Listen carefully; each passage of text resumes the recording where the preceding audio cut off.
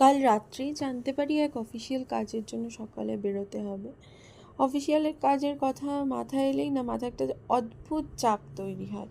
আসলে এই কলেজ স্কুলে পড়ার সময় দেখেছি যে কোনো অফিসিয়াল কাজ মানে ডকুমেন্টেশনের একটা বিশাল চাপ। কোন দরকারি ডকুমেন্টটা নিলাম কোনটা নিলাম না এসব মাথায় ঘুরতেই থাকে। যাই হোক সকাল সকাল বেরোতেই হতো, তাই আর দেরি না করে ওই 9টা সাড়ে 9টা নাগাদ বেরিয়ে গেছি। তো যাচ্ছিলাম খড়িবাড়ি। আর ন্যাশনাল হাইওয়ের দুপাশে না অদ্ভুত সুন্দর মানে ধানের ক্ষেত বা চা বাগান রয়েছে প্রচুর জায়গায়। খুব ভাল লাগছিল। আর চারিদিকে সবুজ, মাঝে মধ্যে দু একটা বড় বড় টাওয়ার।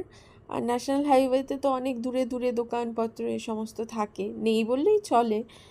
যাই হোক, তো খড়িবাড়ি যেখানে গেছিলাম ইনস্টিটিউশনটা অ্যাকচুয়ালি যেতে হয় ওই চা বাগানের মধ্যে দিয়ে।